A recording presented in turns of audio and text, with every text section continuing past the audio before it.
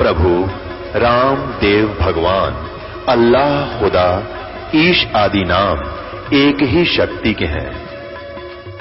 वो कैसा है, कहां है, कैसे मिलता है, किसने देखा है? ये प्रश्नवाचक चिन्ह पूर्ण रूप से हटाने के लिए अवश्य सुनिए जगत गुरु तत्वदर्शी संत रामपाल जी महाराज के अमृत वचन, सर्व पवित्र धर्मों के पवित्र शास्त्रों के आधार पर दर्शाते हैं।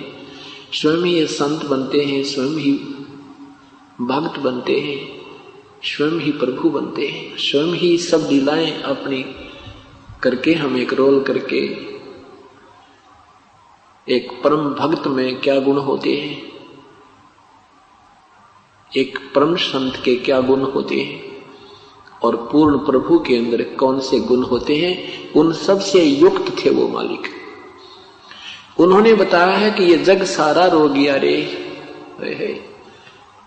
आज से अगर 50 वर्ष पहले ये मार्ग ये दास शुरू करता तो रोज डरे लगते, रोज पिटाई होती मेरी। क्यों? हम ब्रह्मा विष्णु महेश को नासवान बताते और ये विदुता के भूखे लोग इस बात को ऊपर नहीं आने देते। और आज हमारे सदग्रंथ बता रहे हैं, उनके इतिहास बता रहे हैं, उनके जीवन चरित्र बता रहे हैं कि ये नासवान है। परमात्मा ने ये रिहर्सल पहले करके देखी थी। आज से 600 वर्ष पूर्व परमेश्वर स्वयं प्रकट हुए थे, परमेश्वर पूज्य कबीर परमेश्वर जी। उन्होंने यही ज्ञान जो दास उन्हीं का दिया हुआ आपको बता रहा है, ये 600 वर्ष पहले भी प्रारंभ किया था, ऐसे ही बताया करते थे। लेकिन इन महिमा के भूखे लोगों ने परमात्मा के दुश्मन बना दिया हमें। हम उनको महर्षि मानते रहे, उनको कह का ज्ञान नहीं था भक्ति का। हम उनको केवल एक संस्कृत का विद्वान मानते रहे, एक भाषा के जानने वाला मानकर। और वही सिंपल, वही पूरा ज्यों का त्यों ज्ञान परमेश्वर ने सिंपल लैंग्वेज में दे रखा था। आज उनकी अमृतवाणी सारे वेदों से, पवित्र गीता जी से ज्यों की त्यों मिल रही है, तो इसी ज्ञान को रिजेक्ट करवा दिया। तो ये परमात्मा ये बता रहे हैं कि ये ब्रह्मा विष्णु महेश भी नासवान है। जग सारा रोगिया रे। क्यों रोगिया है? जन्म मरण का रोग लगा या तृष्णा बढ़ रही, खांसी और आवागमन की डोर गले में। आवागमन, मृत्यु फिर आना, फिर मृत्यु, स्वर्ग जाना, नरक जाना, फिर आना। कहते ये आने जाने की डोर गले में, या पड़ी काल की फांसी। ये काल नाम फांसी ला रखी है, कर्म बंधन में बांध रखा हमारे को। फिर क्या बताते हैं, ये क्या कारण है कि तुम देखा देखी गुरु शिष्य बन गए, कराना तत्व विचारा। ये गुरु बन गए, नहीं ना पता तुम महापाप के बागी, और ये गुरु बन बैठे और इनके अनुयायी बन गए, उनको विचारों को मालूम नहीं, तुम इनके गलत पीछे लग गए। देखा देखी गुरु शिष्य बन गए और किया ना तत्व विचारा। गुरु शिष्य दोनों के सिर पर काल ठोकेगा पंजारा, कि तुम्हें महाकष्ट दिया जाएगा दोनों की साधना शास्त्र विरुद्ध होने से। पवित्र गीता जी के अध्याय नंबर 16 के 23 और 24 मंत्र के में जो वर्णित विधि है कि जो शास्त्र विधि को त्याग का मनमाना आचरण पूजा करते हैं, ना उनकी कोई गति होवे, ना उनकी कोई कार्य सिद्ध हो, ना उनको कोई सुख हो। इसलिए अर्जुन, सत भक्ति करने के लिए भाई शास्त्र ही प्रमाण में है, और किसी की दंत कथा लोक वेद पर विश्वास मत करना। तो परमात्मा कहते हैं देखा देखी गुरु शिष्य बन गए, किया ना तत्व विचारा, और गुरु शिष्य दोनों के सिर पर काल ठोका बंजारा। गुरु जी भी, ये गुरु लोग भी गलत साधना कर रहे हैं और करवा रहे हैं, शास्त्र विरुद्ध कर रहे हैं, और ये शिष्य भी बेचारे इनके पीछे, दोनों ही वहां नरक में डाले जाएंगे। दास ने कोई शौक नहीं किसी के बारे में, कोई किसी की जो है इंसल्ट करने का नहीं। उन दोनों को आगाह कर रहे हैं कि अपने सदग्रंथ ये बता रहे हैं और आप गलत मार्ग अपना रखा है। आपके नक्शे में ये लिखा है, आप जा रहे विरुद्ध। आपके नक्शे में, इस रोड मैप में जिस दिशा में जाना वो तुम चल नहीं रहे हो। इनको फिर देखो उस मार्ग को, फिर उस पर चलो। इतना सा दास का काम है। और ये बता रहा हूं कि देखो ओरिजिनल मैप ये बता रहा है, तुम्हारे थ्योरी ये बता रही है, ये इस मैप से नहीं मिलती, इसलिए तुम्हारी दिशा गलत है। इतना सा काम है। इसको दोबारा देख लो, ठीक है तो जाइए, नहीं तो वापस आ जाइए। इसको लोग निंदा कहते हैं। अभी 1-2 साल और कहेंगे, फिर नहीं कहेंगे निंदा।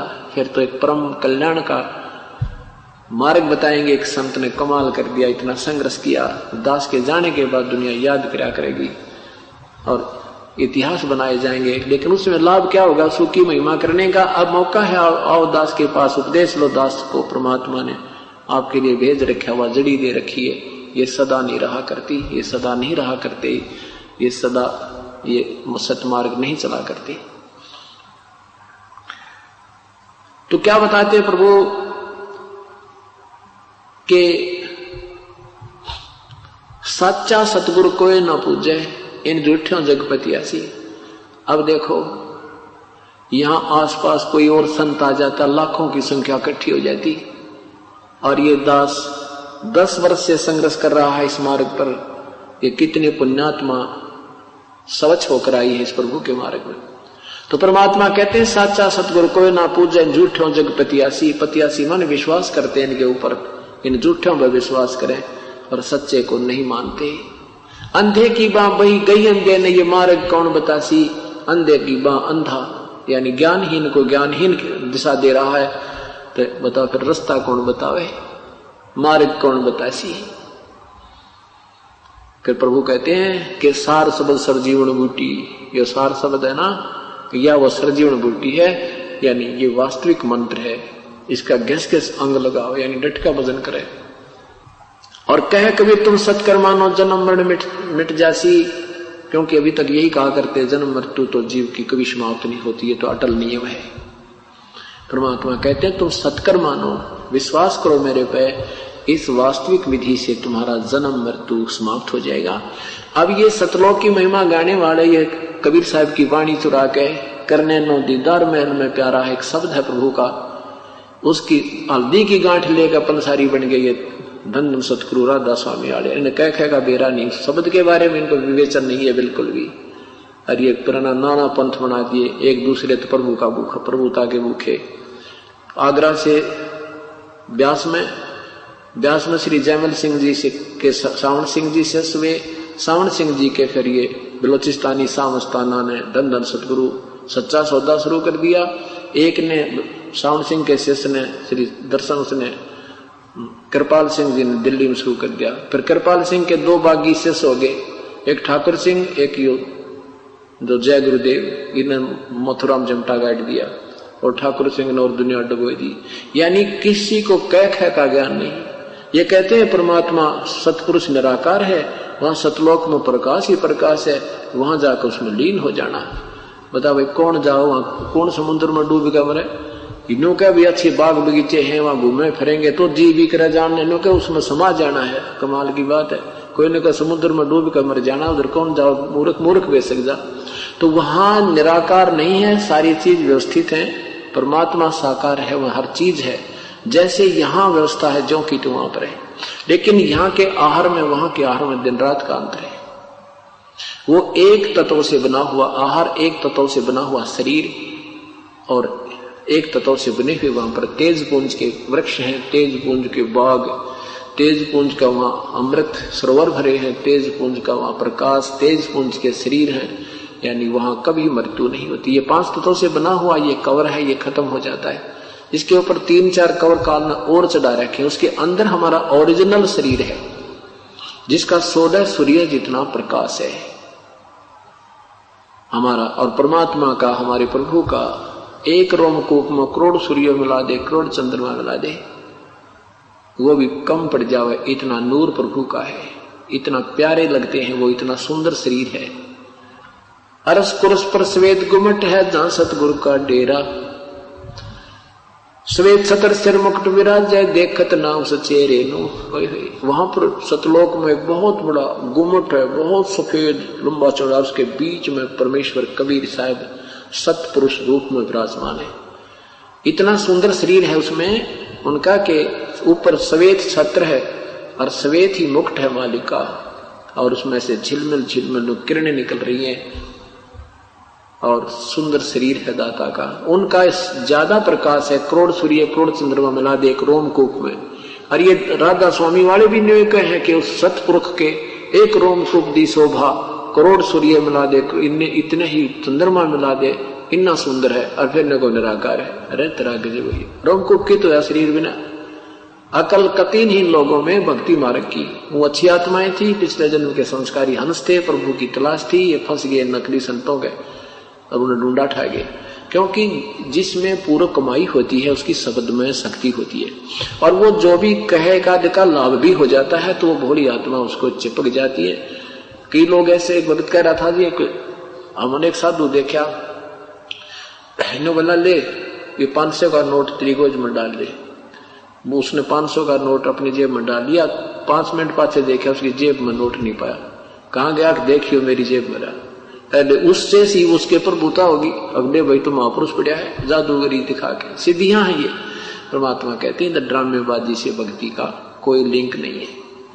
तो यहाँ क्या बताते हैं परमात्मा के देखा देखी गुरु से बन गए, कराना तत्व विचारा, ये देखम देखा एक दूसरे के पीछे लग रहे हैं। तो हम यहाँ से जब जाएंगे तो हमारा जो इस भक्ति की साधना से ये सब जितने हमारे ऊपर आवरण है ये सब खत्म हो जाएंगे।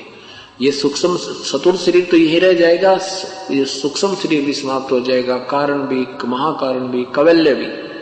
फिर एक ही नूरी शरीर हमारा अंदर से निकल के प्रभु के संग और सतलोक जाएगा, जहां हम ठाठ से रहा करेंगे।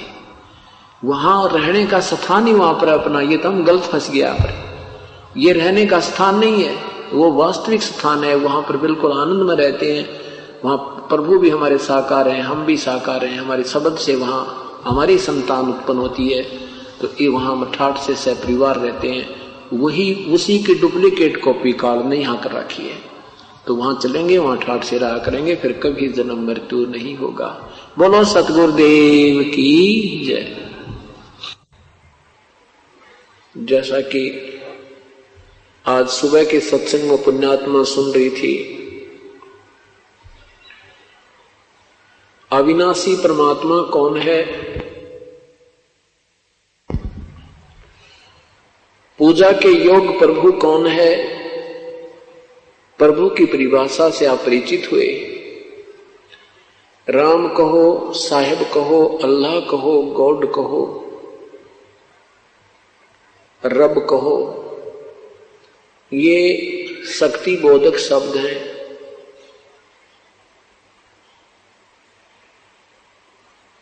वो कौन प्रभु है, कैसा है,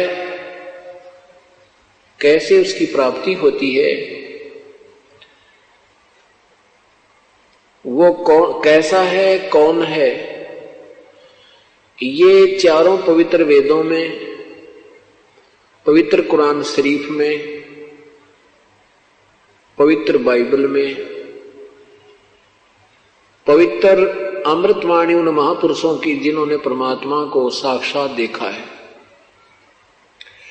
और स्वयं परमेश्वर ने अपना जो भेद अपनी अमृतवाणी कबीर वाणी में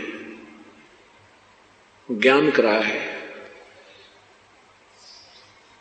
उसमें स्पष्ट है कि वो परमात्मा साकार है, सशरीर है, उसका नाम कबीर है।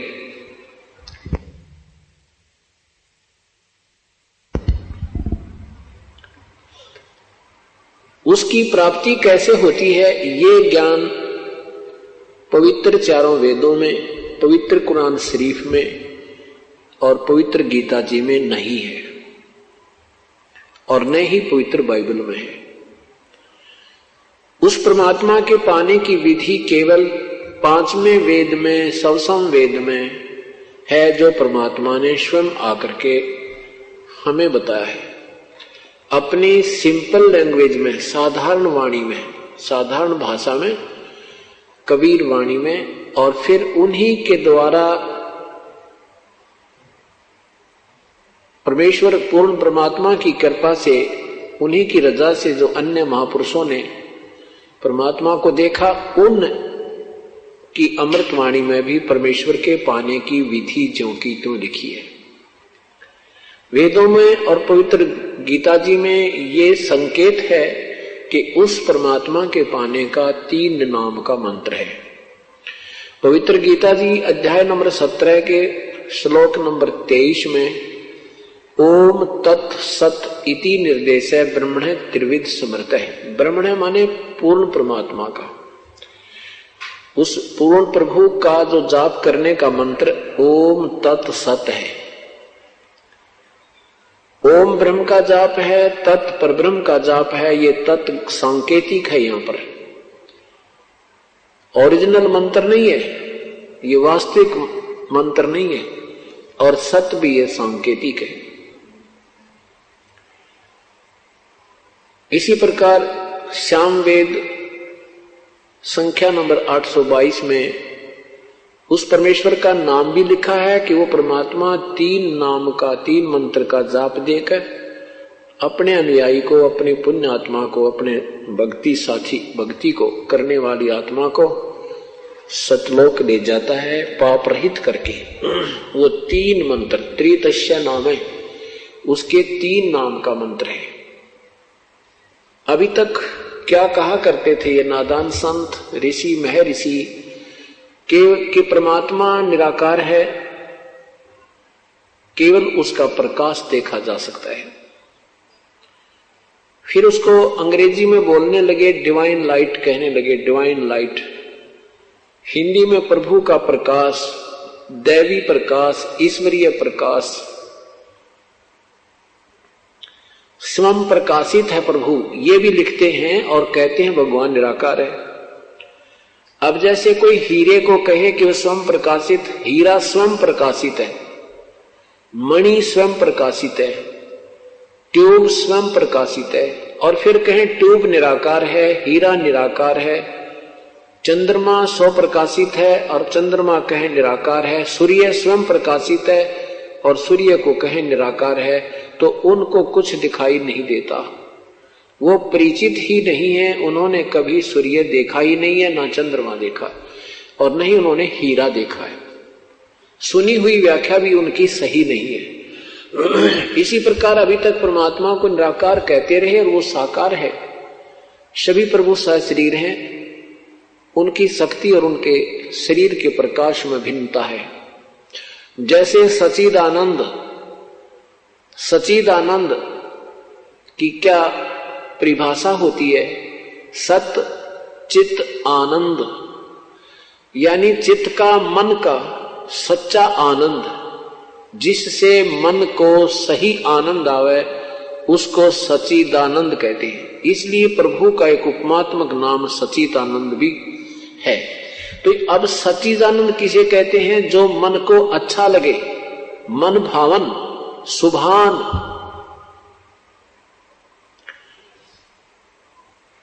अब जैसे रात्रि के समय ये पतंग होते हैं, मच्छर होते हैं, चींटियां होती हैं पंखों वाली।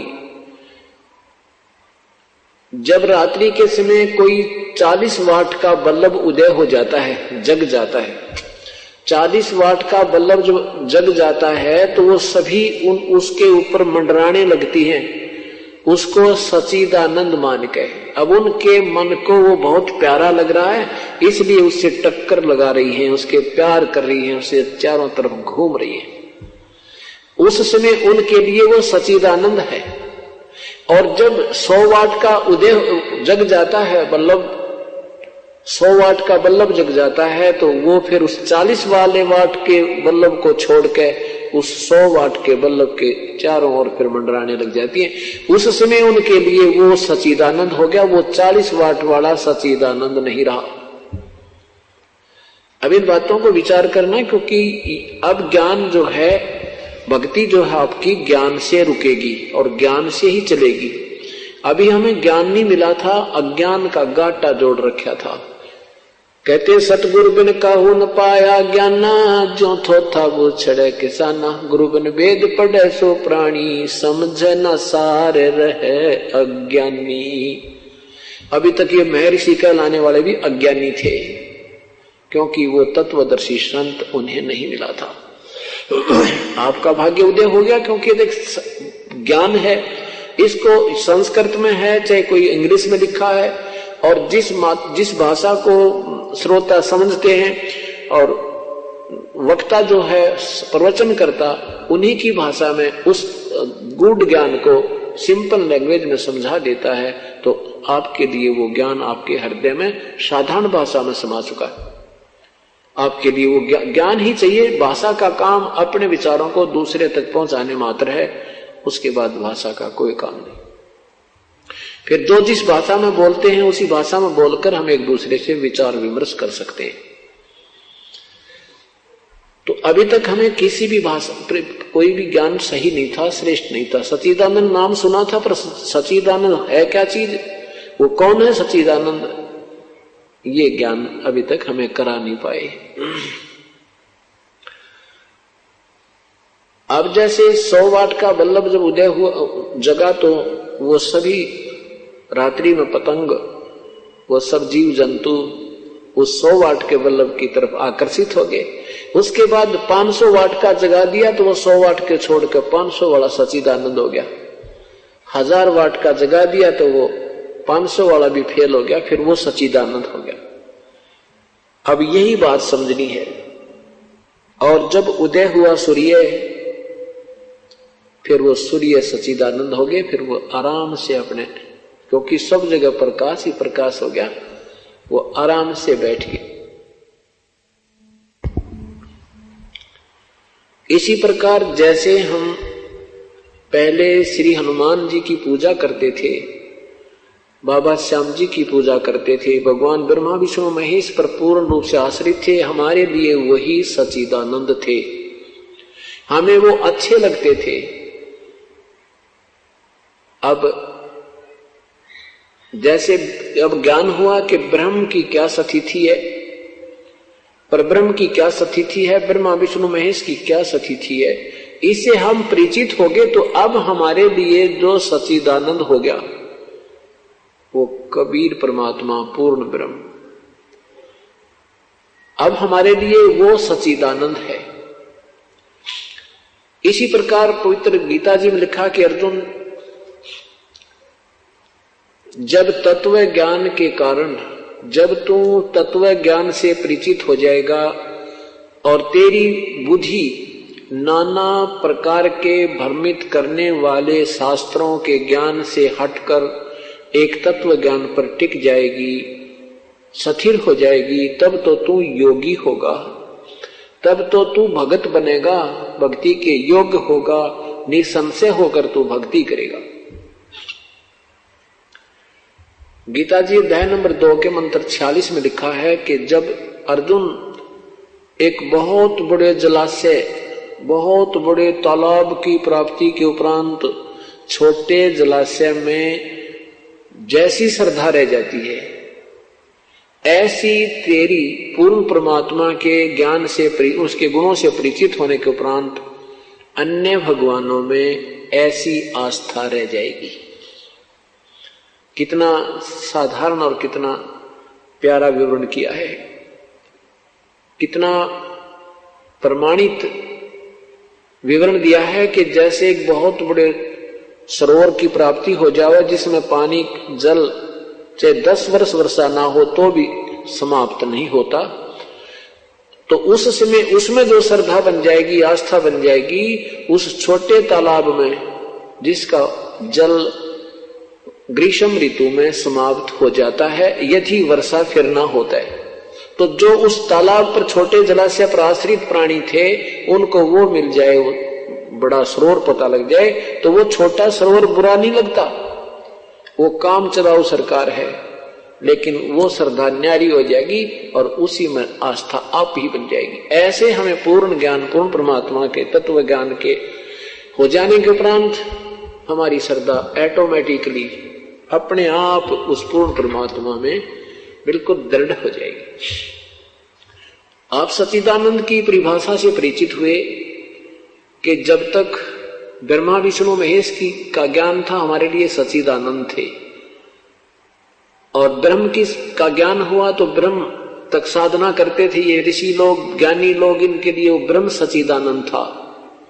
अब हमें पता चला कि ब्रह्म से भी ऊपर परब्रह्म है, परब्रह्म से ऊपर एक पूर्ण ब्रह्म है, वो सर्व के पूजा के योग्य है। वहां जाने के बाद कभी कोई कष्ट नहीं होता। अन्य भगवानों की साधना से जीव का जन्म मृत्यु कभी समाप्त नहीं होता। कर्म का किया हुआ फल भी भोग्य होता है। पुण्य के लिए स्वर्ग, पाप के लिए नरक, और शेष बचे या पृथ्वी पर 84 लाख योनियों का ये चक्कर सदा बना रहता है। ये ना ब्रह्म का मिटा है, ना परब्रह्म का मिटा है, ना ब्रह्मा विष्णु महेश का समाप्त हुआ है। दिन में आपने सुना था ये जग सारा रोगिया रे, जिन सतगुरु वैद न जाना जग सारा रोगिया रे। अब पूर्ण परमात्मा सशरीर है, इसका नाम कबीर है। और अभी तक हमें निराकार कहा बताया जाता था। जब हमारे अंतःकरण में सफाई आ जाएगी, साधना करने से हमारा अंतःकरण के अंदर जो मैल पाप कर्म जमा है वो हटते चले जाएंगे, कट जाएंगे, समाप्त हो जाएंगे। उसके बाद हमें परमात्मा, आप आंखें खुली रहें चाहे बंद रहें, आपको परमात्मा का वो स्थान जहां पर प्रभु बैठा है, आपकी आंखें खुली होंगी और दिव्य दृष्टि आपकी वहां देख सकती है। ये जरूरी नहीं कि उसको देखना ही आवश्यक है, उसके देखने से आपकी मुक्ति होगी, नहीं, मुक्ति तो होगी आपकी नाम की कमाई तक। आपका जितना नाम की कमाई संग्रह ज्यादा हो जाएगी, सेवा सिमरन मर्यादा में रहते हुए आप करते रहोगे, वो कमाई ने आपको पार करना है, उस प्रभु के पास ले जाना है। अभी तक अनजान संतों ने ऐसी गलत व्याख्याएं की हैं। अब जैसे राधा स्वामी पंथ ये क्या बताते हैं कि परमात्मा निराकार था, फिर वो इजहार में आया, इजहार माने आकार में, तो वो ऊपर के लोक बन गया, 3 चेतन मंडल बन गया, 3 चेतन मंडल बन गया भगवान। और परमात्मा की केवल रोशनी ही देखी जा सकती है, प्रकाश ही उसका देखा जा सकता है। यानी टोटली परमात्मा निराकार है, उनका कहने का भाव है, और सतलोक में केवल प्रकाश ही प्रकाश है, प्रभु नहीं है। और फिर कहते हैं परमात्मा ने मनुष्य को अपना स्वरूप में बनाया, प्रभु ने मनुष्य को अपना ही रूप बनाया। तो प्रभु कैसा हुआ? इनकी अकल गाम गई हुई थी। अभी आपको दिखाते हैं। मित्र बाबा जयमल सिंह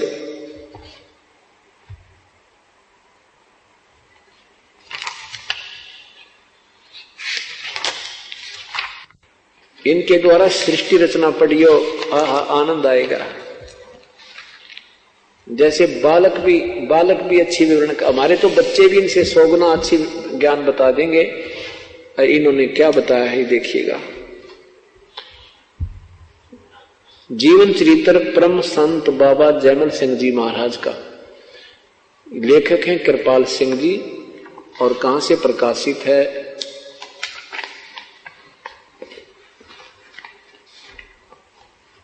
ये है सावन कृपाल पब्लिकेशन, कृपाल आश्रम, संत कृपाल सिंह मार्ग, विजयनगर, दिल्ली। 103 पृष्ठ पर ये क्या लिखते हैं?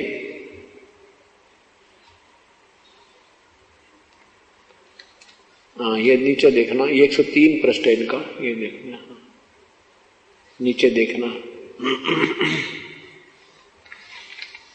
सृष्टि रचना।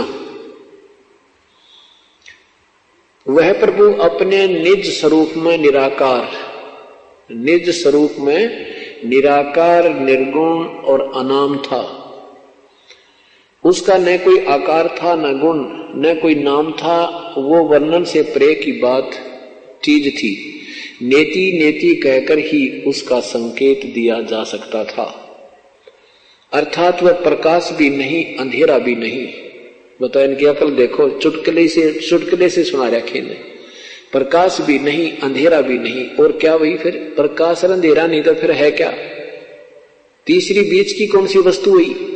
वह प्रकाश भी नहीं, अंधेरा भी नहीं, वह ध्वनि भी नहीं, वह मौन भी नहीं, इत्यादि। वह परम सत्य, अगम, अगोचर, अनंत और वर्णना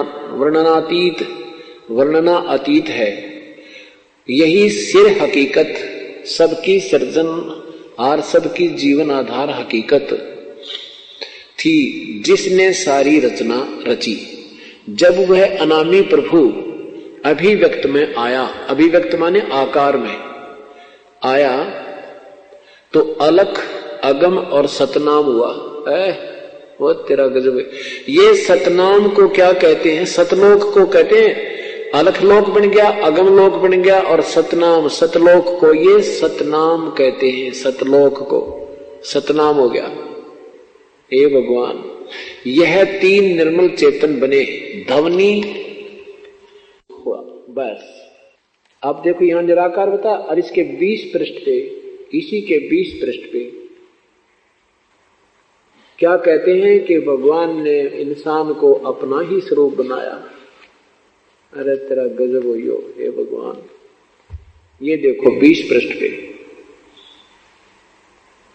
यहां देखो, परमात्मा ने इंसान बनाए, इंसान को उस प्रभु ने अपना रूप बनाया। अकल देखो ये परमात्मा। ये तो राधा स्वामी पंथ की व्याख्या है प्रभु के विषय में। और बाकी आप जितने भी संतों की अपरिचित हो, क्योंकि ये सतलोक सतलोक सतलोक की रट लगा रहे थे, दुनिया को भ्रमित कर रहे थे। बाकी दूसरे संत तो इस ब्रह्मा विष्णु महेश तक ही घुमा फिरा कर रोके हुए हैं। इन्होंने परमात्मा की वाणी पढ़कर अपनी न्यारी चाल चली थी। ये भ्रमित करने के लिए काल ने भेजे थे।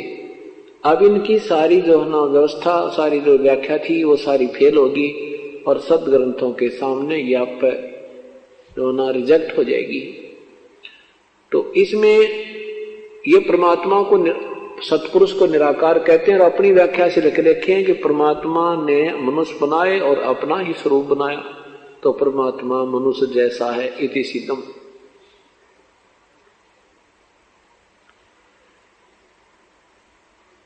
अब एक चतुरता की है महर्षि दयानंद जी ने।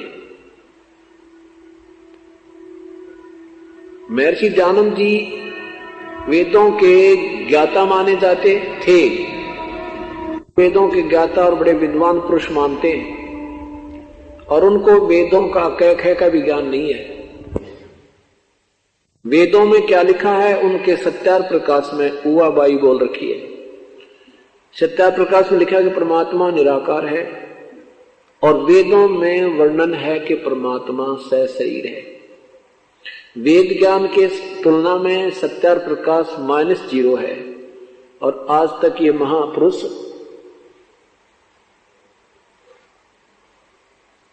महर्षि की पदवी पाकर भोली आत्माओं को भ्रमित करते रहे।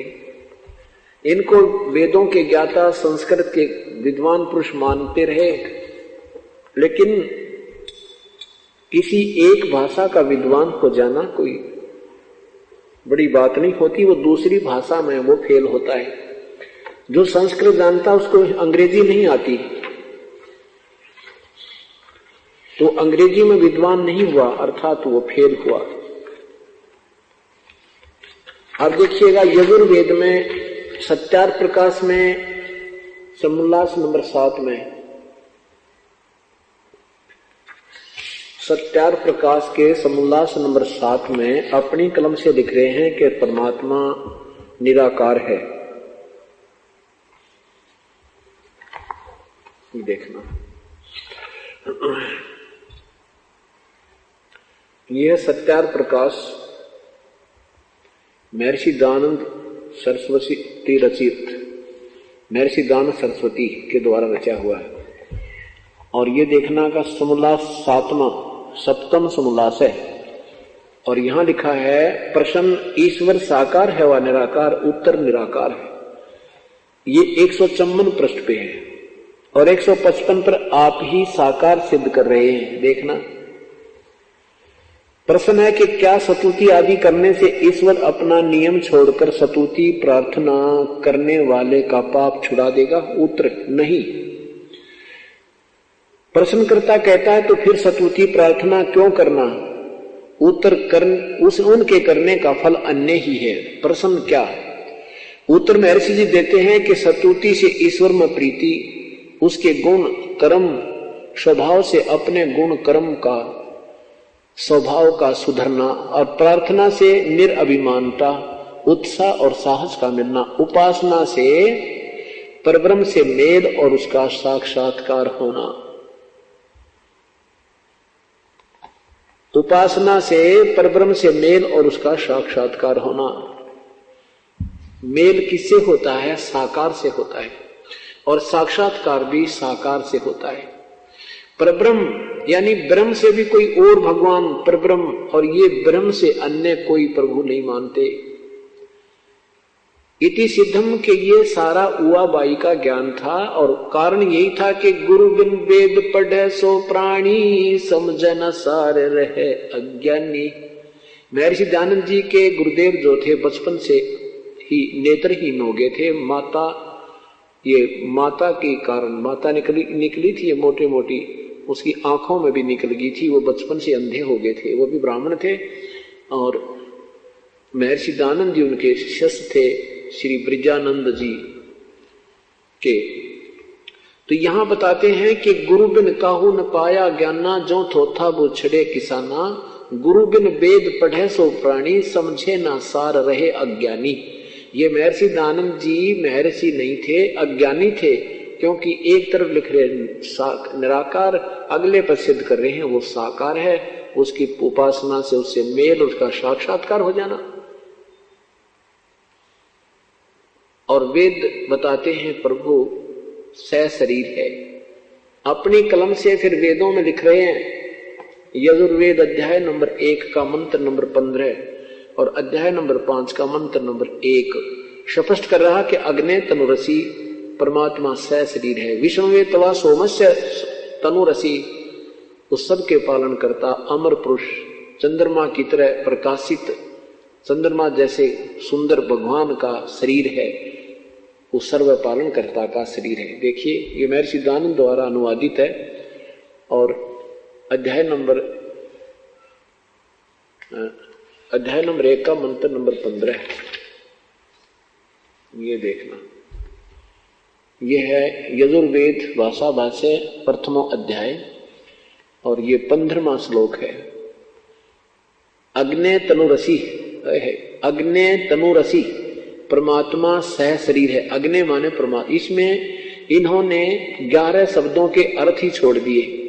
अग्नि तनुरसी का कहीं भी अर्थ नहीं किया। कहीं भी ब्रैकेट में आप देख रहे हो, ये ब्रैकेट में संस्कृत के शब्द हैं, इनमें कहीं अग्नि तनुरसी नहीं है, और ये देखो कहीं पर भी नहीं है। बस यहां इन्होंने ऐसा है कि जानबूझकर छोड़ दिया कि क्योंकि सत्यार प्रकाश में ये पहले लिख चुके कि परमात्मा निराकार है, और वेद बता रहे हैं परमात्मा साकार है। तो यहां ये उलझ गए कि अब कैसे लिखूं अपनी कलम से कि परमात्मा साकार है और वेद सत्य हैं। बाकी किसी की अपनी थ्योरी है, वो वेदों के विरुद्ध है, वो स्वयं मानते हैं कि वो गलत है। तो इससे सिद्ध है कि महर्षि दयानंद जी की सत्यार प्रकाश की व्याख्या बिल्कुल गलत है। ये देखिएगा, सत्यार प्रकाश यजुर्वेद 5वां अध्याय, यहां देखना, इसमें 2 बार लिखा इकट्ठा है, अग्ने तनुरसी विष्णुवे तवा सोमस्य तनुरसी। परमात्मा अग्नि माने परमेश्वर, तनु माने सहशरीर, असी माने है। परमात्मा सहशरीर है। विष्णुवे तवा सोमस्य तनुरसी, विष्णुवे माने सर्व पालन करता, सबका कुल मालिक, उस अमर पुरुष का, सोमस्य उस अमर पुरुष का, तनु माने शरीर, असी माने है उसका शरीर है, वो सह शरीर है। उसका नाम क्या है? 5वें अध्याय के 32वें श्लोक में लिखा है, उसका नाम कबीर है। कितना प्यारी व्याख्या की है कि उसका नाम कबीर है, और वही पाप विनाशक है, वो पाप विनाशक है। ये देखिएगा 5वें अध्याय का 32वां श्लोक है ये। कबीर उसी गसी, कबीर अंगारी असी। कबीर शब्द शपथ लिखा है, हम इसे कबीर कह देते हैं, जैसे हम वेदों को वेद बोलते हैं, हम वेद प्रकाश को वेद प्रकाश बोलते हैं, हम तो ऐसे ये कबीर अंघारी रसी, बंभारी सवेरवसी, बंभारी वशोरसी।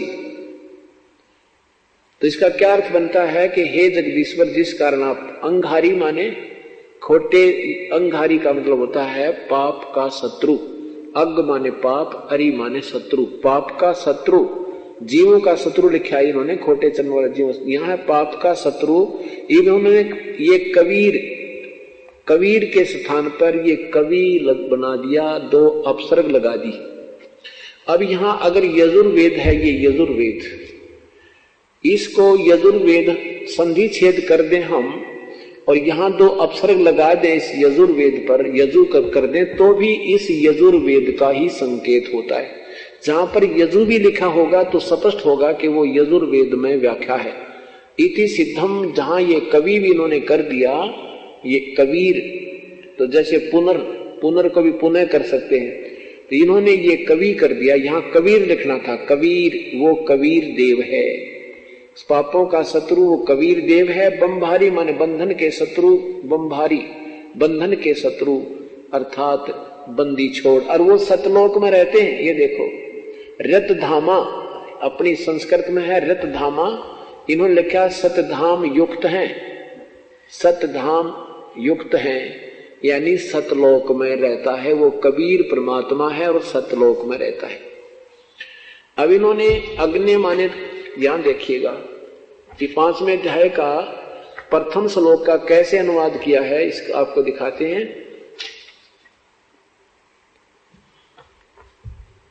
जबकि अग्नि माने परमेश्वर, अग्नि माने परमेश्वर सैकड़ों जगह लिखा है, लेकिन यहां पर जानबूझकर इन्होंने इसको अनदेखा कर दिया। अग्नि माने हे बिजली आदि लिख दिया। अपने कलम से महर्षि दयानंद जी लिख रहे हैं यजुर्वेद के प्रथम अध्याय के मंत्र नंबर 17 में।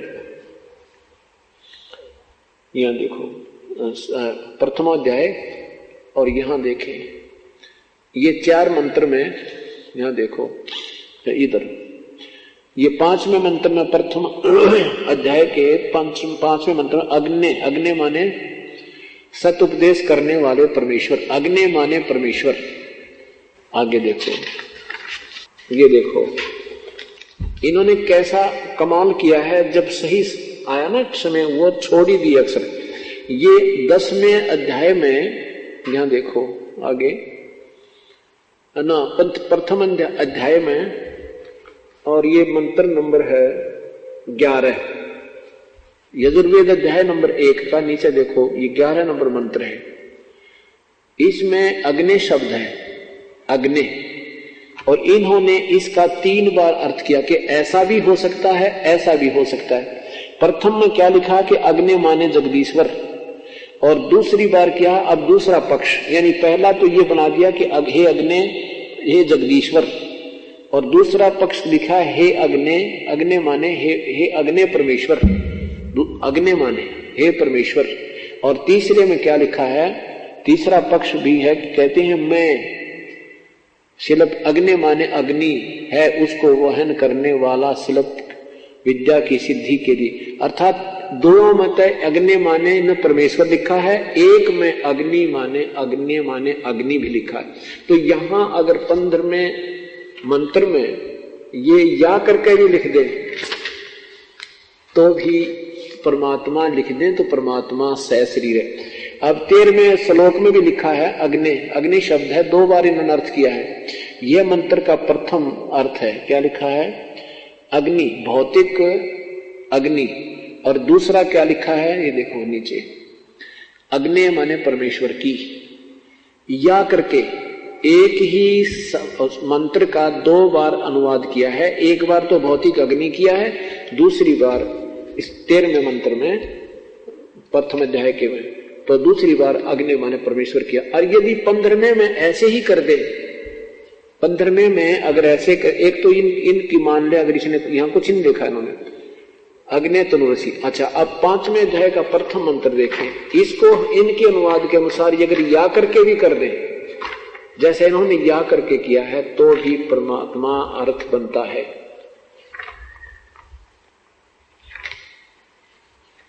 अब परमात्मा को पाना, भक्ति पे लग जाना तो पुण्यात्मा के लिए बहुत ही आसान होता है। वो तो आप लग ही रहे हो, कोई साधना कर रहे थे, कोई कुछ साधना कर रहे थे, लेकिन जब तक हमें स्वयं दृढ़ निश्चय नहीं होगा तो हम उस पथ पर, उस मार्ग पर नहीं चल सकते। कोई ना कोई विचलित कर देगा रास्ते में कि तेरा रास्ता ठीक नहीं है। जब हम पूरे निर्णायक होकर चलेंगे फिर हमें कोई विचलित नहीं कर सकता।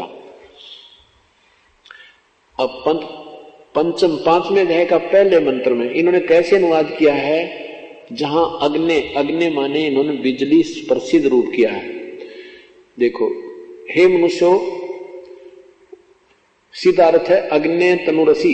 इसका इन्होंने कितना लंबा चौड़ा घुमा दिया अपनी सोच को ऊपर रखने के लिए, इसको खत्म करने के लिए ये दो बार आ गया। हे मनुष्यों, तुम लोग जैसे मैं जो हवि, महर्षि दयानंद अनुवाद कर रहे हैं अग्नि तनुरसी का।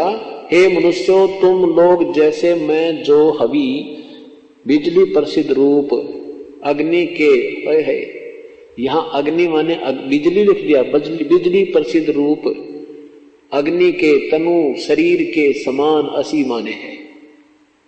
बता, अगर यहां लिख देते अग्नि माने परमेश्वर, तनु माने ये शरीर, लिख ही रहे हैं, असी माने है परमात्मा सहशरीर है। इन्होंने ऋग्वेद के प्रथम मंडल में प्रथम ही मंत्र में कहा है कि जहां पर अग्नि शब्द है वो भौतिक अग्नि का तो सभी को ज्ञान, अग्नि माने आग तो सभी मानते हैं, लेकिन अग्नि माने परमेश्वर। ये संत ऋषिजन ही उसका निष्कर्ष निकालते हैं कि अग्नि माने परमेश्वर, क्योंकि परमात्मा का शरीर तेजो में है, इसलिए उसको अग्नि माने तेजो में शरीर युक्त प्रभु। वो तेजो में प्रभु शरीर सहशरीर यानी सहशरीर है। और इन्होंने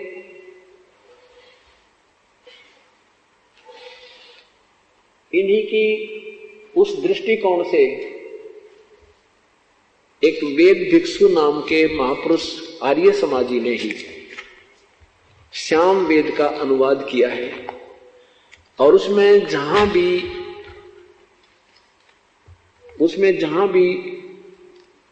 अग्नि शब्द आया है वहां पर परमेश्वर लिखा है।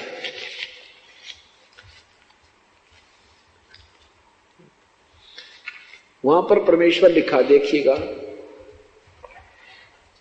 ये है श्यामवेद और यजुर्वेद।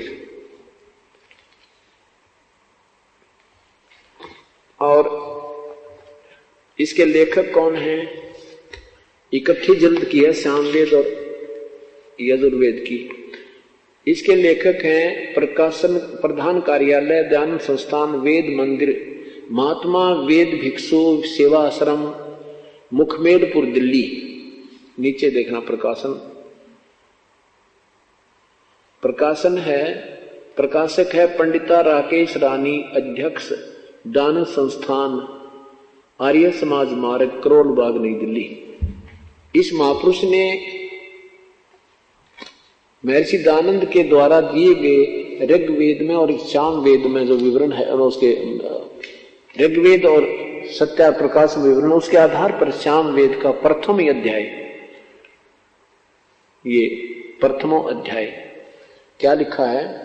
अग्नि माने हे ईश्वर, अग्नि माने हे परमेश्वर, अग्नि माने ईश्वर को, अग्नि माने परमेश्वर, अग्नि माने हे ईश्वर, अग्नि माने हे ईश्वर, अग्नि माने हे परमेश्वर। जहां भी अग्नि शब्द है इन्होंने सही किया है। अग्नि माने हे परमेश्वर, अग्नि माने ईश्वर, अग्नि माने हे परमेश्वर, अग्नि माने हे परमेश्वर, अग्नि माने हे परमेश्वर, अग्नि माने हे परमेश्वर। जहां भी ढेर सारे, और जहां अग्नि माने परमेश्वर लिखना था महर्षि जी ने उसको घुमा दिया, हे बिजली, हे हवि, हे लोगों, यानी इन लोगों का इन्होंने ठेका ले रखा था दुनिया को गुमराह करने का। और दुनिया इनसे प्रभावित होगी कि महर्षि हैं, बड़ी संस्कृत जानते हैं, इनको कह का ज्ञान नहीं था, और जिसका खामियाना अभी तक हम भुगत रहे हैं। अब दास ने 11 वर्ष हो गए, 11वां वर्ष लग रहा है, यही चर्चा जनता को सुनाते। वो पुराना रंग इतना गहरा हो गया कि मेरी बात इनका समझ न आती, क्योंकि वो तो महापुरुष थे भाई, वो तो योगी पुरुष थे, वो तो बड़े विद्वान पुरुष थे। और अब पता चला ये किसे विद्वान थे, ये तो पृथ्वी डोबन उतर रहे थे। बीजक की बाता कहें भाई बीजक नहीं हाथ, पृथ्वी डोबन उतरे ये कह मीठी बात। बीजक की बाता कहें बीजक नहीं पासे, औरों को प्रमोदते ये आप गए निराश।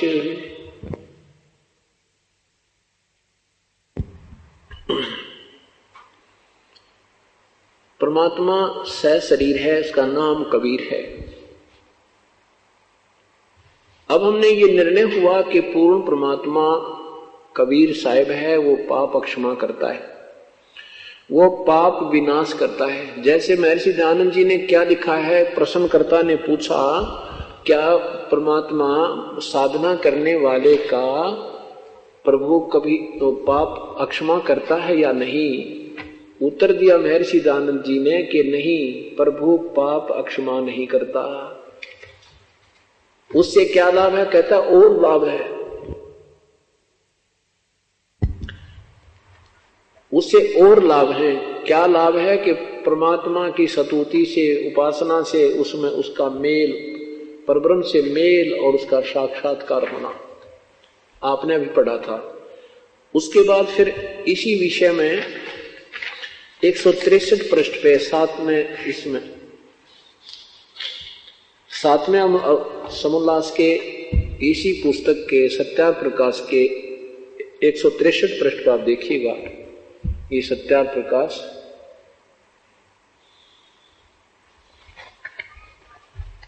प्रश्न नंबर 163 पे क्या लिखा है कि प्रश्न, ईश्वर अपने भक्तों के पाप क्षमा करता है व नहीं? उत्तर में नहीं। महर्षि जी कह रहे हैं नहीं, क्योंकि जो पाप क्षमा करे तो उसका न्याय नष्ट और सब मनुष्य महापापी हो जाएं, क्योंकि उनको पाप करने में उत्साह और निर्भयता हो। जैसे कोई राजा अपराधियों के पाप की अक्षमा करे तो वो अधिक अपराध पाप करने लगे, और जो अपराध नहीं करता वह भी अपराध करने से नहीं डरेगा। इसलिए सब कर्मों का यथावत फल देना ईश्वर का काम है, पाप क्षमा करना नहीं। यजुर्वेद के 8वें अध्याय के 13वें श्लोक में अपने आप 5-7 बार लिखा है अपनी कलम से कि हे परमात्मा, आप तो घोर पापों के पाप को भी काट देते हो। यानी वेद ज्ञान सही है, महर्षि दयानंद जी का सत्यार्थ प्रकाश व्यर्थ है, इसकी मन गढ़ंत कहानी है इनकी, ये सही नहीं है, ये गलत ज्ञान है इनका। तो हमने वेदों को ही फिर पुनः देखना है, क्योंकि ये हमारी मूल शास्त्र है। 8वें अध्याय का 13वां श्लोक है, कितना प्यारा वर्णन दिया है। और यहां भी इन्होंने घुमाने की चेष्टा की है, किसी का समझ में ना जाए, अनजान आदमी का। क्या लिखा महर्षि जी ने वेदों में? ये है 8वां अध्याय, 8वां अध्याय मंत्र नंबर 13, इसका यहां अनुवाद किया है। ये ऊपर देखना, प्रश्न नंबर 241 है और यहां पर 242 पे देखें, ये 242 है, इसी का अनुवाद है। यहां लिखना था, हे परमात्मा, और सत्यार्थ प्रकाश के झूठी सोच को छुपाने के लिए क्या लिख रहे? हे सबके उपकार करने वाले मित्र आप। यानी आम आदमी समझ ना सके कि हे भगवान आप पाप काट देते हो, जबकि मित्र सखा तुमेव माता च पिता तुमेव बंधु च सखा तुमेव। परमात्मा को यहाँ इन्होंने अपनी सोच से मित्र लिखा है, वैसे कहीं नहीं लिख रखा, मूल संस्कृत में नहीं है। इसने अपनी यहाँ लिखना था, हे परमात्मा। और सत्यार्थ प्रकाश के प्रथम अध्याय में इन्होंने लिखा है कि जहां मित्र शब्द हो वो भी प्रभु के लिए ही प्रयोग होता है, वही सच्चा साथी, वही मित्र प्रभु ही होता है। तो यहाँ लिखना है, ये समझना है कि ये सबके उपकार करने वाले परमात्मा आप। मित्र के स्थान पर हम भगवान बोले, कोई दिक्कत नहीं। परमात्मा आप देव कृतस्य, दान देने वाले के, एनस्य माने अपराध के यानी पाप के विनाश करने वाले हो। अपने कलम से लिख रहे हैं कि आप दान जो देते हैं उससे भी, इसका वास्तविक अर्थ ये है कि सत भक्ति करने वाले, चाहे ऋषि करो, चाहे आम साधक करो, चाहे अच्छी आत्मा करें, उनके पापों का आप विनाश कर देते हो। इनके अनुसार समझिए कि दान देने वाले के आप पाप के विनाश करने वाले हो। आगे देखो, साधारण मनुष्यों के किए हुए अपराध के विनाश करने वाले हो, पिता के किए हुए अपराध विरोध आचरण के अच्छी तरह हरने वाले हो, अपने किए हुए एन से माने पाप, ये देखो एन से माने पाप होता, ये एन से माने यहां भी पाप ही लिख देते, कोई दिक्कत नहीं। एन से माने अपराध, अपराध माने भी पाप ही होता है। पाप दूर करने वाले हो, एन से धर्म के अधर्म यानी पाप के पाप अर्थात घोर पाप के भी आप नाश करने वाले हो। बहुत 7 बार लिखा इसमें वेद में।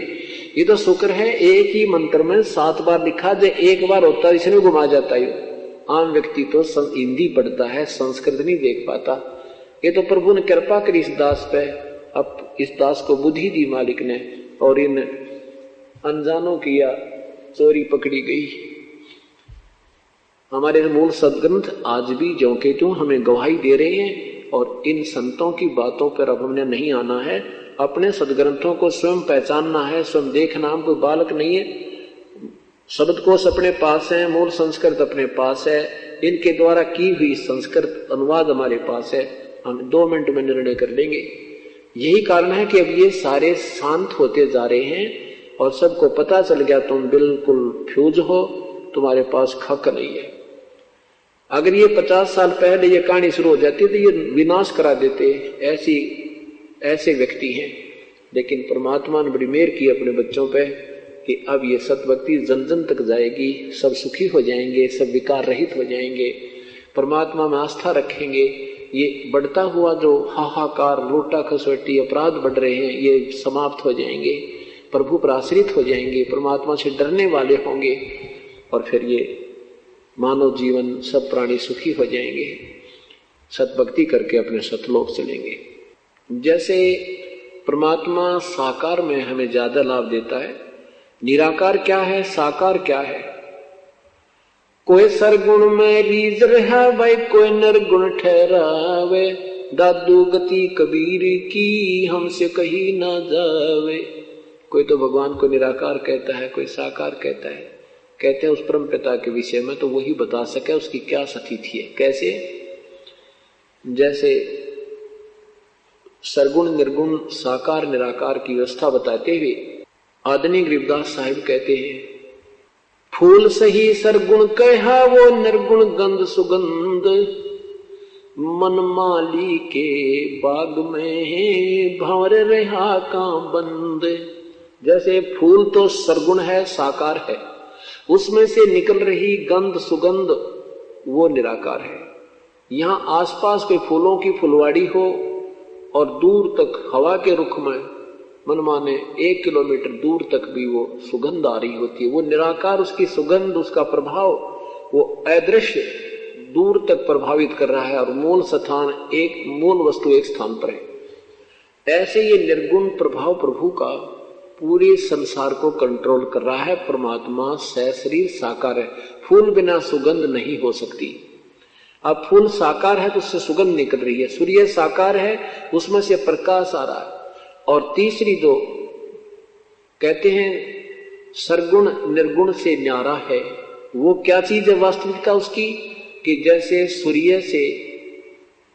सूर्य साकार है, उसका प्रकाश निराकार है, और जो उसकी उष्णता है उसकी व्याख्या क्या करें, वो साकार और निराकार से भी वो ताप न्यारा है, वो अनुभव ही किया जाता है। लेकिन फिर भी परमात्मा साकार है, यानी सूर्य साकार है।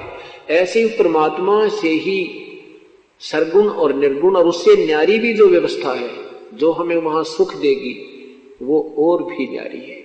तो इस प्रकार हमने इसको कहते हैं, जैसे परमात्मा का निराकार जो व्यवस्था है, परमात्मा की निराकार शक्ति है जो वो अपना विधिवत ही लाभ दे सकती है, और जब परमात्मा यहां स्वयं आते हैं वो अपना विशेष लाभ देते हैं। जैसे वायु के अंदर जल विद्यमान है, और वो वायु का जो निराकार जल है वो न तो पीने के काम आवे, ना खेती हो, ना कपड़े धोने, ना नहाने के काम आवे। और जब वो साकार रूप में बादल ऊपर तो बरसेगा जल, फिर वो पानी पृथ्वी पर जल ही जल हो जाएगा, वो पीने के भी काम आएगा, सरोवर भर जाएंगे, स्नान के भी काम आएगा, खेती के भी काम आएगा। तो वो साकार में आया हुआ प्रभु विशेष लाभ देता है। जब परमात्मा अपने यहाँ आते हैं, जो उनकी शरण में आ गया अर्थात उस वर्षा के अंदर वो भीग गया, तो उसको विशेष लाभ होता है। वैसे परमात्मा ने कानून बनाकर छोड़ दिया है, जो ऐसा कर्म करेगा उसको ऐसा लाभ है, जो ऐसा करेगा वैसा लाभ है।